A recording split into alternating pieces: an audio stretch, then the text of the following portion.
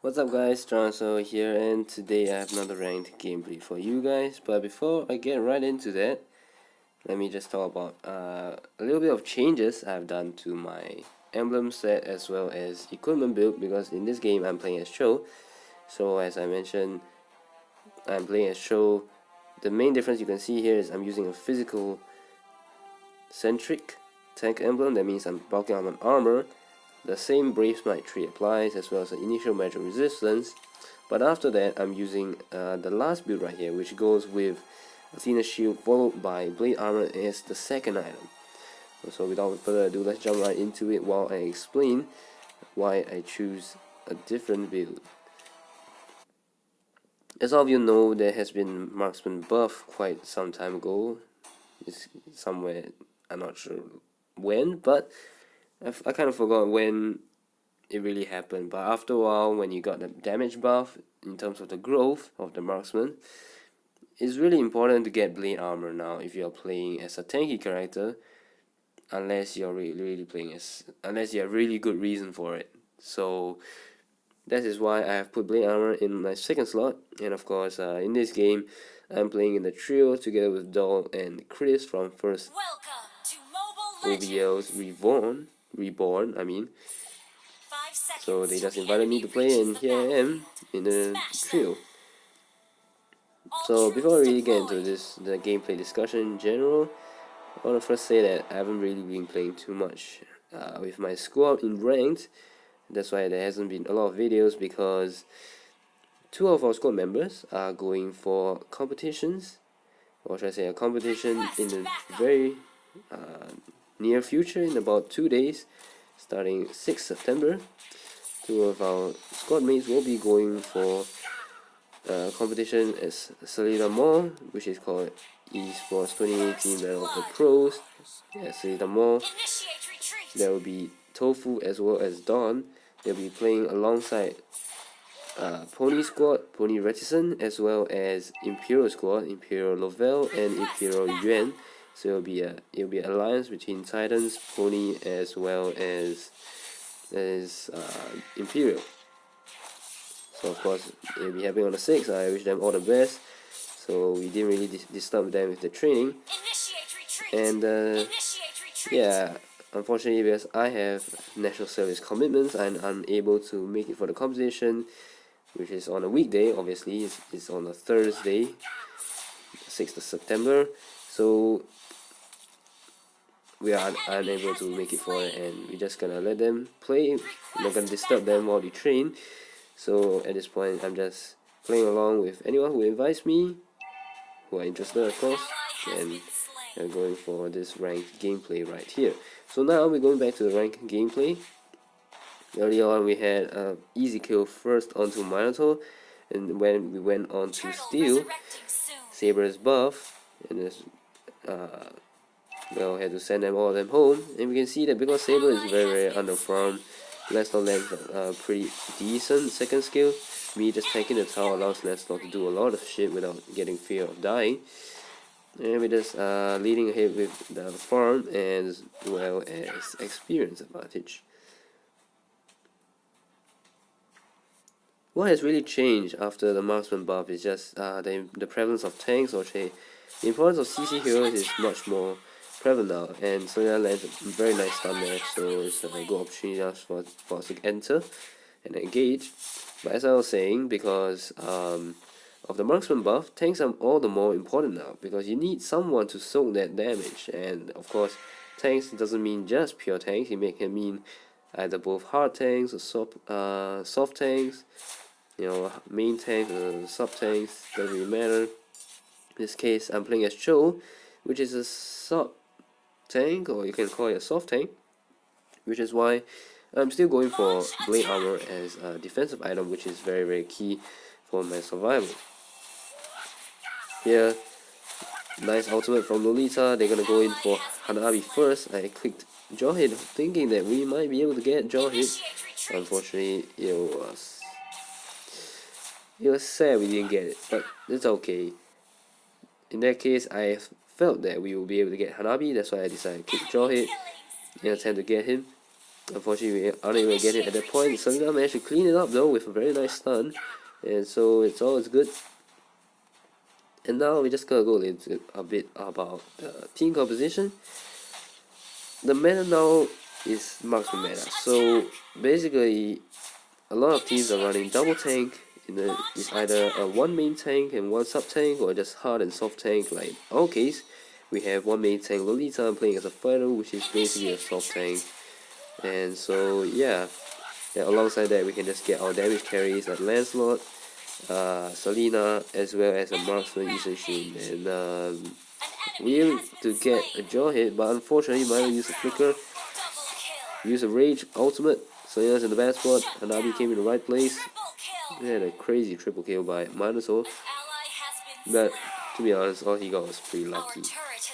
We should have had the advantage there, just that we didn't pull out fast enough, basically.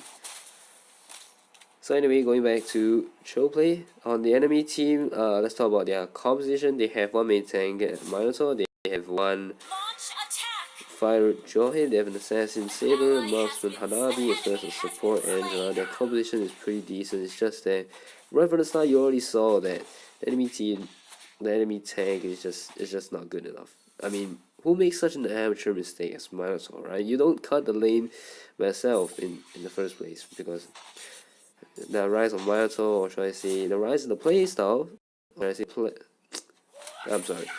rise in the playing frequency of Minotaur is solely due to his buff.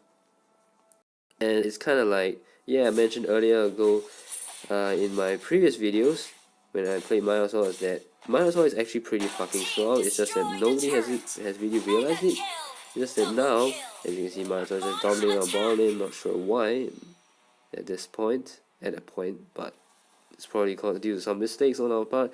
Minotaur is really strong because he has the damage, he's rage mode, he has insane healing, that means in terms of supporting, he just help the whole team sustain in the fight. And not only that, he also has a very, very nice charging rage, which is just like, I am never gonna be what's it called,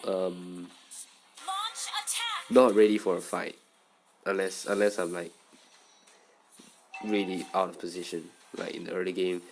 That's what's gonna die here, unfortunately. That's okay. This is a trio, so it's okay to make it's okay if there are small mistakes here and there, because there's nothing much you can control.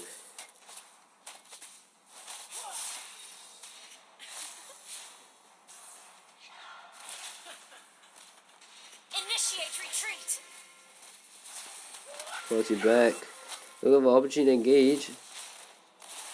Lolita managed a nice stun to Hanabi. Unfortunately, we're not ahead enough to do it. Lolita got stunned, but he's in rage mode. No, we're all playing pretty cautiously.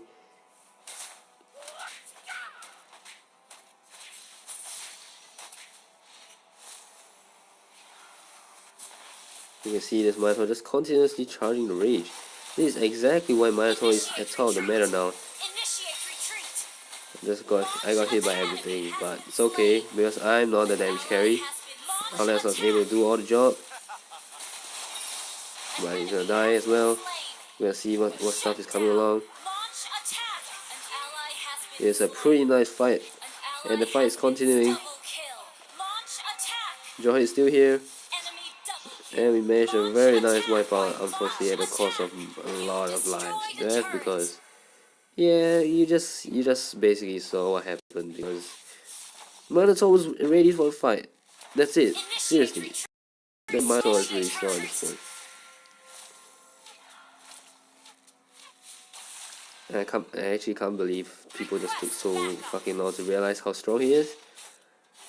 Just for reference, of course, Minotaur was first pick by the enemy team, because they had first pick, and then they just went first pick Minotaur, and just like, what the fuck. Okay, personally, I'm a very, very experienced Minotaur player, playing him for 5 over seasons in ranked, starting from season 4. But of course, Minotaur has seen his fair share of up and downs. Like in this case, I mean, seriously, dude, there's no way you're surviving all that damage. He is a balanced hero in the most sense, but if you are in rage mode, you are basically unkillable because the enemy team's gonna die first. But anyway, so we managed to kill a Minotaur, so you're gonna take Lord now. Pretty straightforward.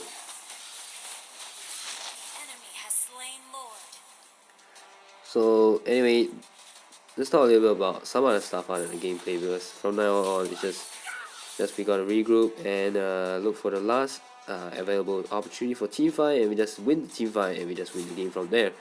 So at this point I want to talk about the next patch, which is what is coming up next. So what's coming up next is basically there's going to be a buff on the jungle monsters, as well as a reduce on EXP when you get jungle items. So what this is going to mean is that you're not going to be able to farm as fast as before. We managed to get a kill onto Angela first. The whole team is pretty far behind. Huge stun. Now he's gonna die. Unfortunately, I'm gonna die as well because I tanked quite a lot of the tower damage. But it's good enough because yeah, we're just gonna win like that. So sometimes you just gotta have a sacrifice somewhere for the greater benefit of the team, even if your team isn't really that great. But to be honest, the marksman is just pretty trash, but he is a marksman at this point. The marksman is just fucking OP. Does some damage at this point in the farm, so we just gotta give him that. You give him all the farm and just give him all the damage and let him do his job. So, and now we won the game. Yes, it's kind of messy. Yeah, I did my best to play in the best benefit of the team, which sometimes involves you sacrificing a lot, so that most of the devs go to me, which is basically like the success in itself. Because if the enemy team has to ends up killing me, but in exchange for that, I exchange for my teammates' lives, even though they are not as great, they are definitely playing a carry role. So obviously, it makes more sense for me to sacrifice it, and that's basically how we won. Of course, in the first place, enemy Minotaur is just really bad. If I was playing Minotaur in that case, I would definitely not have made some of the amateur, or should I say, all the novice mistakes that he made. So yeah, hopefully I'll be able to get a Minotaur ranked gameplay soon for y'all, and we can have a little bit of comparison. But for now, you can just always look back to my previous videos with Minotaur, because there hasn't been much changes during that time. It's just that now people really understand the importance of tanks, and even when you're playing in a trio, you should try not to give the tank slot to other players if you are a good tank like myself. In the past, you would probably get away with playing a carry here and just get someone else to tank, but now tanks are all the more important as marksmen on the rise, and yeah, the initiation really has to be spot on for you to win in the utmost sense. In our case, our engagement is not always perfect, which caused me to die. Is trading my life for improper engagement, but eventually it all turned out to be okay. So I hope you guys enjoyed this video. Good luck to the Raevens, basically the squad, which is formed up by Poni, Imperial, and Titanz. They are going for the Seletar Mall Offline Competition this Thursday. All the best to you guys. This is Chou as well, signing off. I'll see you guys next time.